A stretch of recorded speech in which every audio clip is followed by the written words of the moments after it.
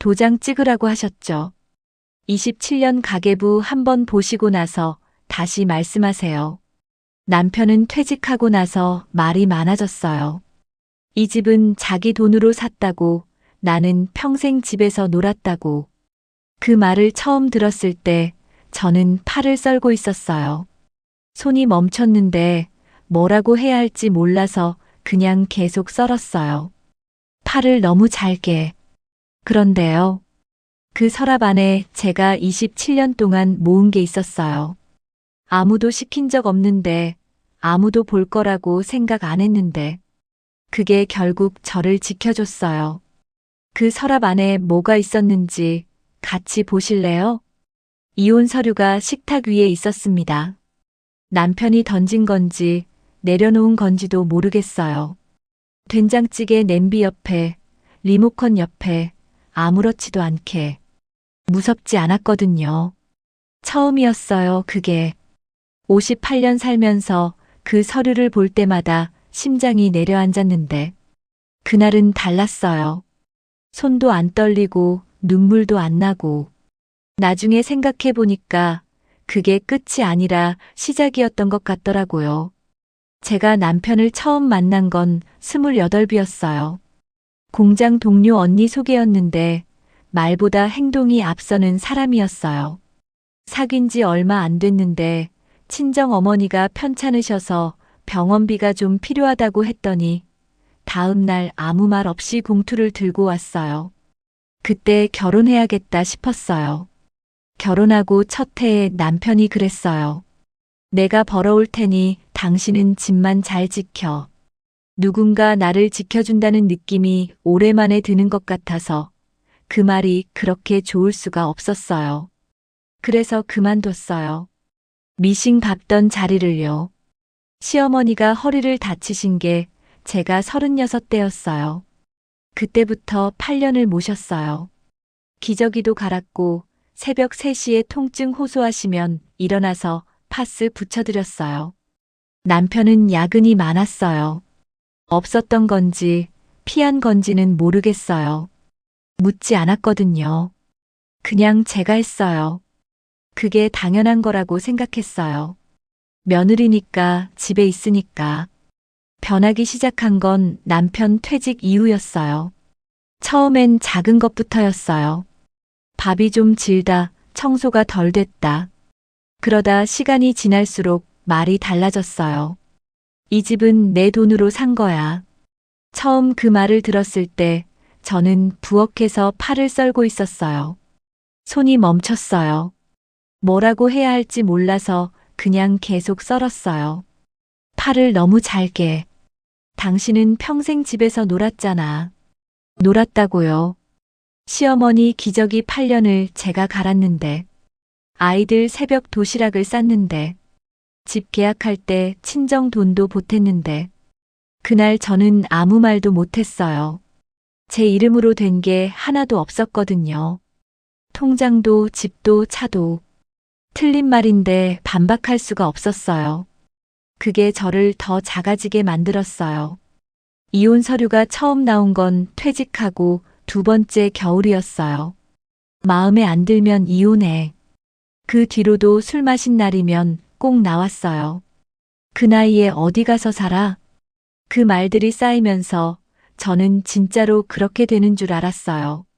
그래서 참았어요. 또 참았어요.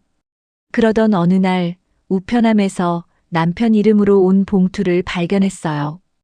은행 이름이 찍혀 있었어요. 열면 안 된다는 걸 알았는데 손이 먼저였어요. 연체 통지서였어요. 수천만 원이었어요. 그날 저녁 남편이 TV 보고 있을 때 봉투를 들고 거실로 나갔어요. 이게 뭐예요? 표정이 잠깐 굳었어요.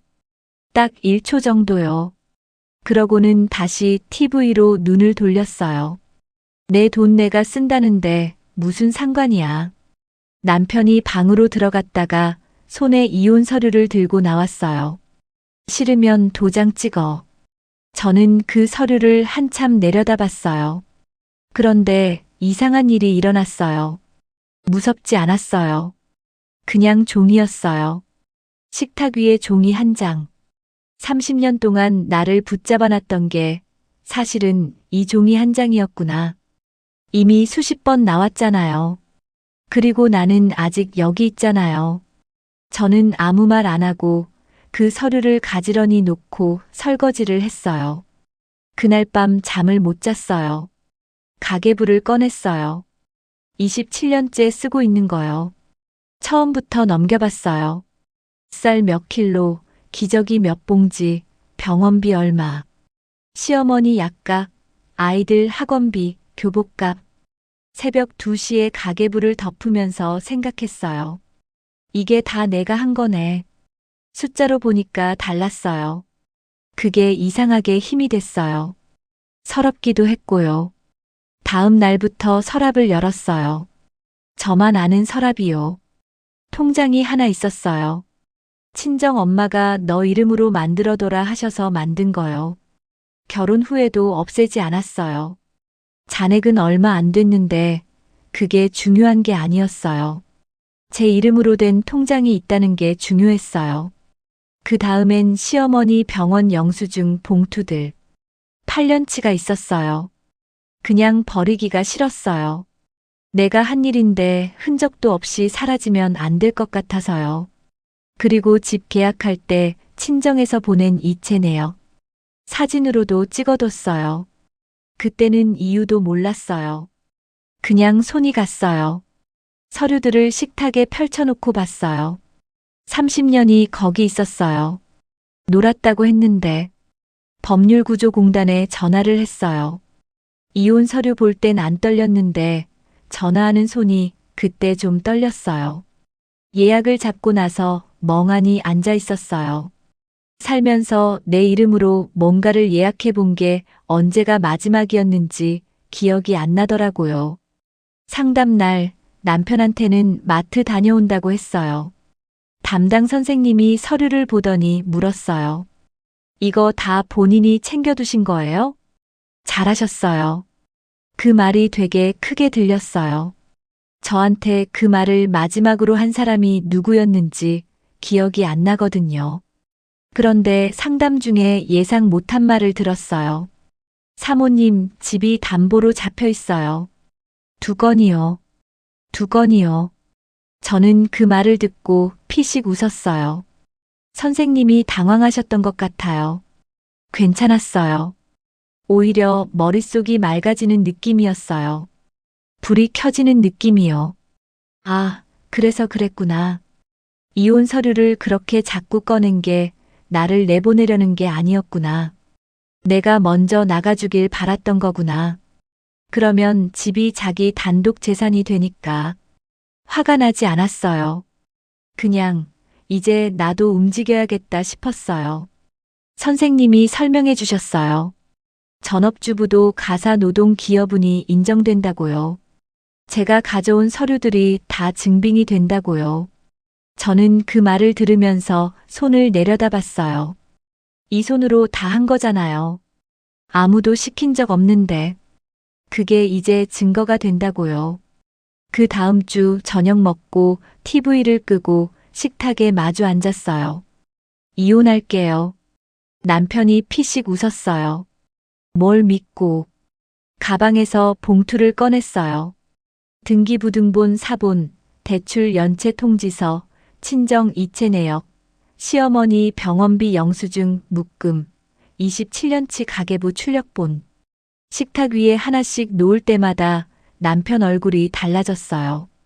이게 다 뭐야? 제가 한 것들이요. 긴 침묵이 있었어요. 시계 소리가 들릴 만큼 조용했어요.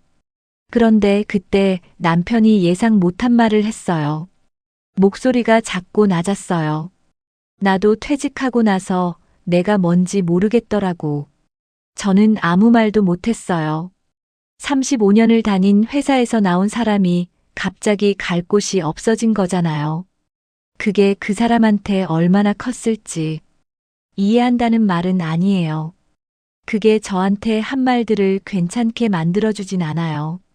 근데 그 사람도 무너져 있었구나. 나쁜 사람이 괴롭힌 게 아니라 무너진 사람이 옆 사람을 핥힌 거였구나. 그게 용서는 아니었어요. 그냥 이해였어요. 그리고 그 이해가 이상하게 저를 더 자유롭게 만들었어요. 미워해야 떠날 수 있는 게 아니었어요. 알아도 떠날 수 있었어요. 결과는 나왔어요. 집은 처분해서 분할하기로 했어요. 빚은 그 사람 몫이었어요. 위자료는 많지 않았어요. 근데 저는 그게 중요하지 않았어요. 제 이름으로 된 통장에 제 돈이 들어오는 것. 그게 전부였어요. 딸이 구해준 원룸이었어요. 작고 냉장고 소리가 좀 컸어요. 근데 조용했어요. 아무도 부르지 않는 조용함이요. 잘 시간이 됐을 때 알람을 맞추려다가 멈췄어요. 안 맞춰도 됐어요. 기다리는 사람이 없었으니까요. 무서운 건지 자유로운 건지 그때도 잘 몰랐어요. 그날 밤 꿈을 꿨어요. 공장에서 미싱을 밟는 꿈이었어요. 오랫동안 안 했는데 몸이 기억하고 있었어요. 깨고 나서 기분이 나쁘지 않았어요. 내가 원래 뭘 할 수 있는 사람이었는지를 몸이 아직 알고 있다는 게 그게 위로가 됐어요. 아무도 준 위로가 아닌데 스스로 받은 위로였어요. 오늘 이야기 함께 해주셔서 감사합니다. 다음에도 오래 마음에 남는 이야기로 찾아올게요.